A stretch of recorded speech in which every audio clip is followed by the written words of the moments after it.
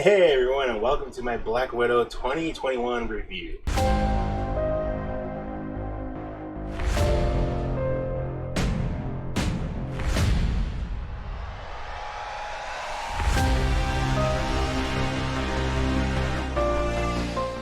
To be honest, I enjoyed the film. Would give it a 7.5 out of 10. Thank you for watching! Okay, but seriously, let's talk about the film. And spoiler warning for those who have not seen the film. I'll try to shorten the story because I'm giving some context. At the beginning of the film, we get shown Natasha when she was little and she had a sister and parents that pretty much sent her and her sister into the Red Room. Then we get a time skip to present day Natasha. You know, before she dies in Endgame, but you know what I'm trying to say. Black Widow time frame takes place shortly after Captain America Civil War. Natasha is on the run and goes into hiding.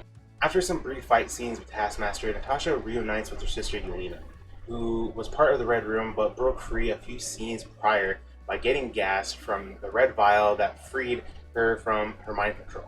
Natasha and Yelena break their father out of prison and go to their mother, who they thought was dead this whole time. I mean, I believe Natasha thought they were all dead, but you know, surprise! They pretty much work together to take down the Red Room once and for all. Yelena frees a bunch of controlled widows and kills the leader of the Red Room, Dreykov. Natasha shortly after frees the Taskmaster, who turns out to be Dreykov's daughter. A small detail I left out, we finally get filled in on what some fans have always asked. What happened in Budapest? Just like Budapest all over again! You and I remember Budapest very differently. Apparently Natasha made a deal with S.H.I.E.L.D. Natasha even says in the film that she needed an out of the Red Room, and S.H.I.E.L.D. was her out.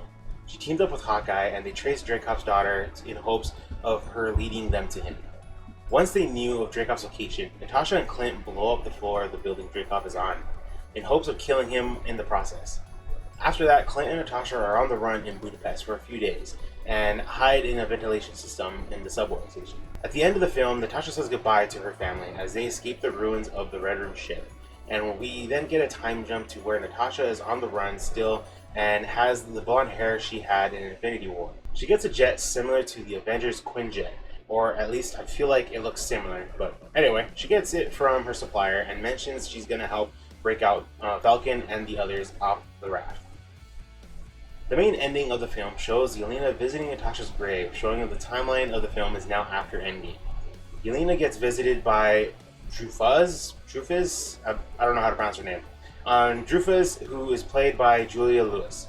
From the sounds of it, Yelena is like an assassin for hire, and Drufus is her contact. Drufus tells Yelena that her next target is the person responsible for her sister's death, and we get shown a picture of Hawkeye.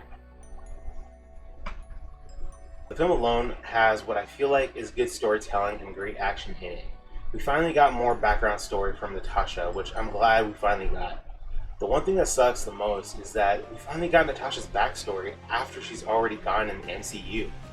I really wish we could have got this film around the time before Infinity War, because it would have been so much more fitting timeline-wise, and some things would have felt more at risk. I don't know how I feel about them making Taskmaster a female and changing his character from photo memory to technology with tracking and mimicking. Like, it's unique in its own way, but at the same time, it's not really true to the original character, but overall, I still like this version of Taskmaster. After some time from watching the film and looking back at Endgame and how emotional Natasha was, it makes me wonder if Natasha's family was also dusted from the snap. Just like some of the Avengers and everyone else, because if they did, Natasha didn't just lose one family, she lost two of them. Natasha grew up feeling like she lost her family, or never had a real one. Avengers became her family, and in a way, saved her from herself. She ends up working things out, and comes to realize that she has two families that care about her. So I can't help but feel like if her family was also dusted in the events of the snap, then her sacrifice makes all the more meaningful, and makes more sense. That was my rundown / review of Black Widow 2021. I hope you all enjoyed, and I would love to hear your thoughts on my review and what your thoughts were on the film. Until the next video, stay true and I'll be too. Later, everybody.